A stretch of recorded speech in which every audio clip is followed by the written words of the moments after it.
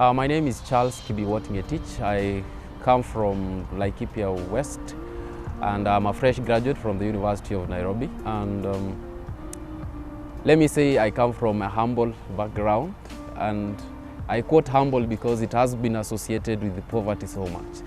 And growing up was very tough. I remember when I was 8 years, my mom gave me to my aunt to go and stay with at Kapenguria, that is West Pokot. And life there was good because in the midst of poverty and a journey protrudes, you are like, wow, this is what I've been waiting for. But things changed when I reached there. I can't remember the journey too, but the journey back is actually the backbone of the story of what I want to give. The reason why my parents gave me to, walinipeana to my aunt, watoto wake walikuwa wamekuwa wakubwa. Na my aunt wanted the best, actually, up to today I can say that, because she would always come to our support when we needed. So she wanted somebody to go and stay with. But in this process, you know, your parents like say you are the best for this. And when I reached there, I thought everything will be okay. So after I think I was in class 1. And during that time, my cousin, who is the daughter to, had come to visit her mom. So when she came, the time that she was supposed to go back now to Nairobi, because she was staying at Nairobi, I was told to pluck beans. I remember that very well, in the morning. And then when it reached a point, I told to go and buy bread for breakfast. So when I came, I didn't know that this bread was expired. I was 9 years at that time. So I just brought bread. Bread was 20 shillings at that time. So she gave me 50 shillings. I bought bread, 20 shillings. I came with change, 30 shillings. So I don't know who said that the bread is expired, and I was slapped. I received some slaps, and from that day I talked now to the house girl, to my cousin, and I told her that I'm going home. And it's enough for me, I'm just going home. When you'll be leaving, I'll also be leaving. And she told me, no, you can't go, you're young, you don't know the way to back home. And I told her, no, I'm just leaving, you don't just know that. So I think she thought I was joking. She thought I was not serious. So after just bidding them goodbye at the gate, I also went back, collected a polythene bag. I remember it was a green polythene bag with a calendar and a horse guy on the other side. I put some of my clothes inside and I set out. So I collected 30 shillings that were the change that remained. I was at Makutano stage, that is West Pokot, Kapenguria, and I was set to Ngarua, that is Laikipia West constituency. When I reached there, I don't even know what made me to go shave. I shaved my hair, so with 10 shillings, so the remaining was 20 shillings, and I boarded the car. So this guy even didn't ask me for transport, but on arriving at Kitale, I thought that this was where my aunt was, so I had to hurry up.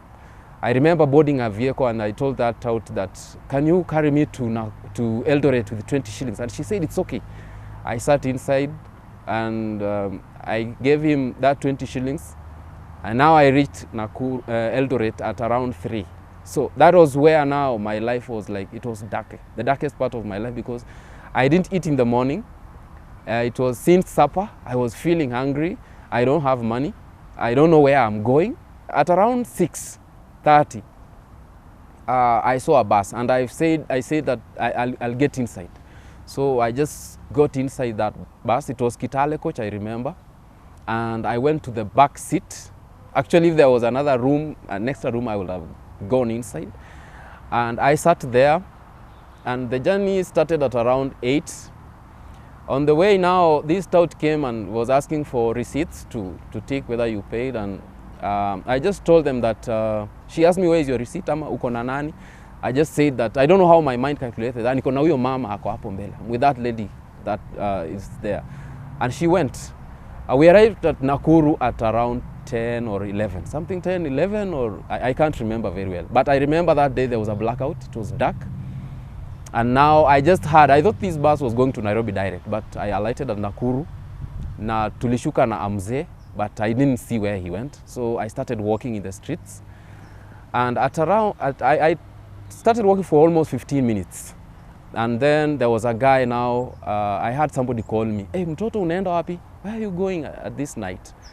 I told him that natafuta magari za kwenda Ngarua, because that was the only place and the only place I knew of home. I just remember that it was called Ngarua somewhere in Laikipia. I didn't know anything else. I didn't know even the way, and I knew the main towns, that is Eldoret, Nakuru, Nyahururu, but I used to mention the final destination that I was going. So he told me that it's late. Now, I don't know if we can get a car to go there. And he took me to the stage. He told me that twende tu tuangalie. So when we reached there, he told me that ndio gari za kwenda bado ziko. He asked somebody, akaambiwa hakuna. So we went, slept with him until in the morning. Tulilala kwa carton boxes. It was very cold, but Nakuru iko cold sana as it is. So tulilala kwa corridor.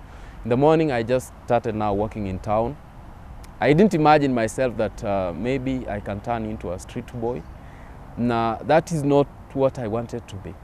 So the more I walked in the morning, the more I became hungry, the more people were becoming many.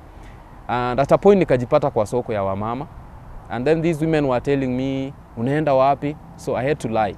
Nikawambia nimekuwa kwa mtu fulani huko West Pokot, nilikuwa namchungia ng'ombe. And he didn't pay me my money, so I'm going to tell my dad so that he can go collect the money. They opened up, they told me, oh, that is bad. So they were feeling my story, but this was a cooked story. So whenever I was telling them, they were like, oh, sasa amekulipa miezi ngapi? And I don't know how my mind was saying that. I was just speaking it out. And then they gave me porridge. I remember like that was the most painful food I've ever eaten, because nilikuwa nimekaa, I stayed for like close to 48 hours without taking anything. So my mouth, even water. So the upper side of my mouth had peeled off. And they gave me hot porridge and a dry cake. And this was the most painful thing I ever eaten, because ilikuwa inakwaruza the upper side. I'm feeling hungry, I feel like eating. And at the same time inanichoma. So at the midst of kukula, one of them mentioned that tutakupeleka, we'll take you to the police station. And then I was like, wow, that was not what I was expecting. I was expecting them to say that we are now going to take you home. So after finishing, they took me to Nakuru. I don't know which police station, but I was just in a police station. I was there, niliulizwa tu mama yako ni nani, baba yako. So I knew just one name. And do you have brothers? I told them I only remembered of my elder sister. We were born 10 of us, and we are sandwiched between ladies. The firstborn and the lastborn are girls, but the rest of us 8 are boys. And we have the last boys are twins, so I think that's a blessing. And nikaambiwa tu nakumbuka nani, nikamwambia tu I remember my sister, I didn't remember the rest. And then I was put in remand. And because I was young, nilikuwa nalala na ladies, so I was not sleeping with men. I later realized what that meant, kulala huko. I stayed there for 5 days. Now, I think when God is in your life, he just works wonders, because there was a tycoon who was inside there. I don't know what he had done. Na mimi sikuwa nakula chakula yenye hao wengine walikuwa wanakula. They used to give me meat. Huyo mdosi, the tycoon that was inside there, used to buy me meat. And I stayed there for 5 days. So on the 5th day, I was now taken to juvenile. And life there was so tough. It was the hardest thing. I know many people, maybe they have never gone to juvenile, but juvenile is a place that you don't even wish for your child to go, because it's a correctional facility. Na mimi hapa, I was not bad, but the teachers who are there, they take you the way you are. The way you've come is the way they handle you, even if you are lost. Because for me, I was taken in because I was lost. And then they closed me in, and we used to be beaten at some point. If you make noise, it's the same thing. And then after that, after 1 month staying there, I went back home. At juvenile, for this 1 month, I had recorded the statement that I was lost. Okay, the people who brought me there said that I was lost. Now, because I was lost, I was supposed to be transported or to be taken back to Ngarua. So it reached a point now, a soldier came, where's Charles Kibiwat? It's me, because we used to be crowded at a corner. And you sit there the whole day. There's nothing you do. You just sit there. You are called. What was your story? You explain. And he called my name, and I said it was me. We went and I collected my clothes where I had put. At juvenile, actually, you're given clothes that you wash them in a trench. So mkifika pale, you wash your clothes in a trench. Maji inafunguliwa inaingia kwa mtaro. Mnakaa chini, mnafua wote, maji inachafuka. And then it's open, it goes, and then they open another water, you open, and then you go and anika your nguo. So this day now, nikatoa hiyo yenye they had given me, and I took my clothes back. This guy took me to a Land Rover, and then we went to the stage. Akaniingiza kwa not PSV, but public, and he was now destined to take me to Laikipia. When I was at Nyahururu, almost everybody we had boarded the car knew that I was lost, because tuliteremka kufika a place called Mail Saba, and that was where I saw home. And you know, when you're lost, and this is now the time you're looking at where you've been, the destination of your heart, where you wanted to go all your life. And I was shouting in that vehicle, I'm telling this policeman that, oh, that is home. That is why I've been telling you of, yo mulima yenye unaona inateremuka hadi nyumbani. I reached home, and people were amazed, because my parents had already given up searching for me. So my mom was told that kijana amefika. The community also came to just look at me, and life started now there, the second phase of my life, that I had come back to the same poverty that we were, because things had not changed. So we continued with our life, and when I was in class 8, I finalized, and because there was no money, I had to repeat. So I repeated again. I had scored 280 marks, which was good enough to take me to secondary school, but hakukuwa na pesa. So I had to repeat again. That was 2006. I repeated again 2007. Na nikapata 289 marks, because that year is when my mom was pregnant to my twin brothers, and I was the one taking care of my other brothers. So life was so tough. At the middle of that year, actually, my mother and my father walikuwa na problems hadi my mom akatoroka. So I was the one who is taking care of my brothers as well as going back to school. I managed to add another 9 marks to my earlier marks, so I was thankful of that. But the same thing, there was no money, but I decided to take myself to the nearest day school. So I went to a school called Karandi Day, and nikakaa hapo. So my dad could go collect fees, but because he used to drink, ananipea labda 1,000 na anakanyangia hiyo ingine, anaenda anakunywa. So the fees piled up. And when I was informed too, the principal on that day mentioned something that I will never wish somebody to chase somebody out of school because of fees. Because that statement actually might have changed my life, but it was just painful, because aliita assembly,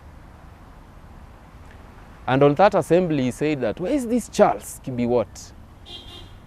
And vile aliniita, sikuwa najua anaenda kunifukuza, because nilikuwa nimezoea. He could chase me, but nazunguka shule, because nilikuwa napenda kusoma. Nazunguka, and then I come back.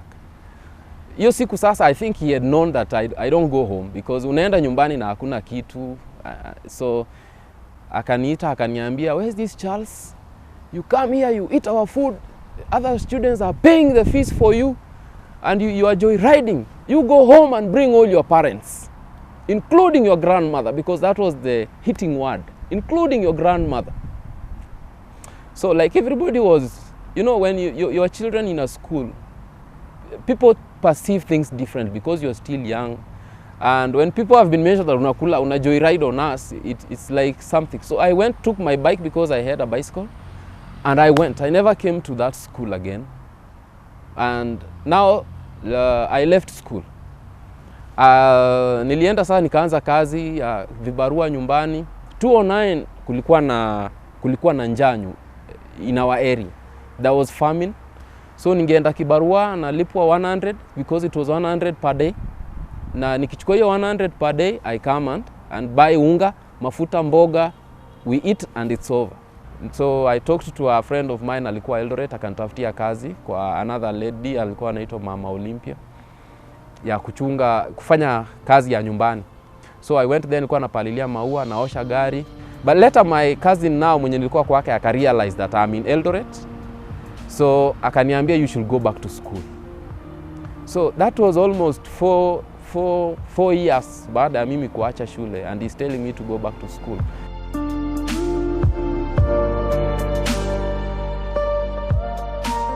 I went to Kisii. After hiyo Kisii nikaingia form 1 na nilikuwa nafikiria mimi ni mkubwa, but everything was okay. And during our first exam, I remember I was position 2. Na baada ya kwa hiyo position 2, things were like so I can do it. Na the next exam we did, I was position 1 with a very big margin to the other guy who was following me. And then form 1 ikaisha, because niliingia form 1 second term na I was position 2, nikaingia third term nikakuwa position 1, na nikaingia form, when I wanted to join form 2, nikaona heri ni transfer shule, because hapa, you know, when you don't have competition in a school you might be reluctant. I went to another school called Daraja Mbili. Nikakuwa hapo for like, it was almost 1 year. It was 1 year, not almost 1 year, because I went there for form 2. So when I wanted to go to form 3, this cousin of husband to my cousin akatransfer, and because he wanted to transfer akaniambia, so you go back home and stay there. Now they had some, I don't know if it was marital problems or something like that, so nikaenda sasa kwao nyumbani, na huko sasa maisha sasa ikakuwa ngumu. Like it was like the devil now has set in again to haunt on my life. Hiyo shule yenye nilienda, nikapata shule, a good school, it was called Simoti. Na nilianza shule, baada ya kuanza shule nikafika, I think nilikuwa nimefika tu, nikaambiwa naingia form 3 kufanya exam ya form 3, nikaanguka kwa sababu walikuwa wameenda mbali kwa syllabus. So ikabidi, I remember principal alinichapa na nikamwambia mimi nilitaka kufanya physics. The principal was teaching physics and alinichapa kwa sababu nilikuwa nimeanguka physics. The school I came from I had 84, but hapa nilikuwa na 29%. So akanichapa akaniambia, these were cooked marks, you came up with cooked marks ndio ukuje upate shule. Nikamwambia no, I have to prove you wrong, na nikaamua ku repeat form 2. Now when I was in form 2 okay, I was performing. I can't say that I used to perform. I was position 1 almost throughout. When I joined form 3, life now became hard. My cousin sijui alikosana na the husband or something like that. So yeye alikuwa ananipigia kila siku, kunipigia kelele. Like ilikuwa inafika point akikupigia, I look at the phone and you're just shocked on what is the next thing yenye inakuja. So at a point hapo sasa nikaona this is enough.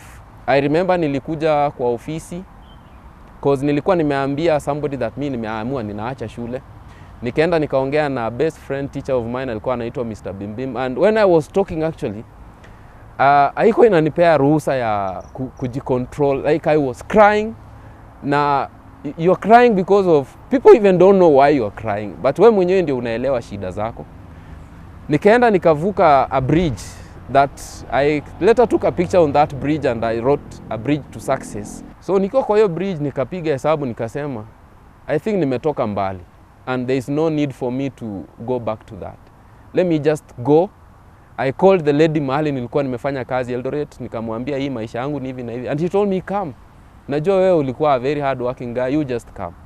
So on that day nilikuwa na sijui hata hiyo pesa nilikuwa nimetoa, nilikopa ingine nikapewa ingine, and I traveled the same day to Eldoret. Nikaenda nikaanza kazi, and within that same week nikiwa hiyo Eldoret, a student best friend of mine, a best friend up to today, because she became my wife, called me akaniambia, I've organized a fundraising, you come and continue with school. And then I was like, mimi kama ndio nimeachana na shule. Akaniambia no, you just come, pesa yenye imepatikana kidogo itakulipia fees, because I think she thought that ni fees ndio imefanya niache shule. I don't know what even convinced me, nikaona acha tu nirudi. So when I came back, ilikuwa imefika prayer day ya form 4, na hiyo siku walichanga pesa, na kwa hiyo mchango pesa yenye ilichangwa ikalipa my fees da form 3 na form 4. I worked very hard because I knew things were now tough. Na nikamaliza form 4. That was the year 2015. the year yenye exam ilikuwa ime leak sana. I had never scored a B+ when I was in high school. I used to score an A and A-, but just because I came from a day school and this time exam ime leak, now I was index 1, so there was that pressure of reading so hard. I read so hard, but when the results came, I was still position 1 in that category. That is our year, but I had scored a B+. That was 69 points. Nikaenda nikashindwa sasa, where will I start? Because you know, when parents didn't go beyond even high school, it's even hard to tell them that I'm going to university. Because at that time nikaitwa University of Nairobi to pursue metrology. Na nikaenda nyumbani, I just remember telling them that nimeitwa university, la sijui tutafanya aje. They told me we can organize a fundraising. Tukafanya fundraising. Na hiyo pesa ikanilipia, that is first year and second year. And when I was now at second year, the help yenye nilikuwa napata actually for first year, yani hakuna help yenye mimi niliwahi tumia kulavish my life yangu, ilikuanga ya kusolve issues. Like my first help, nilisaidia my mom kulipa deni yenye alikuwa nayo ya chama, and that was it. And then the other money yenye nilikuwa napata kwa help, I used to educate my brothers, because nilikuwa naona singetaka wao pia, you know, when you are progressing and the rest are not progressing. So even the money that nilikuwa napata nikifunza, nilikuwa natumia kulipia my other brothers shule. So help yenyewe ilinisaidia ku bring my brothers up from where they were. But life in campus was the toughest, because you're in campus, you try to call your parent, and the moment you even call, the first thing they start is to explain to you the problems that are at home. I don't think you can sleep hungry when God is in your life. And I had good friends. I remember a friend of mine called Kazungu. When I don't have, labda yeye ako nayo. When he doesn't have, because we were almost close in our minds and everything and our lifestyle. But yeye kama hana, mimi niko nayo. Kama mimi sina, yeye ako nayo. Nikiwa form 2 naingia, not form 2, but year 2, I was joining from year 3. I lacked a place to stay because accommodation was tough. And I know even the university never knew that it was me who slept outside.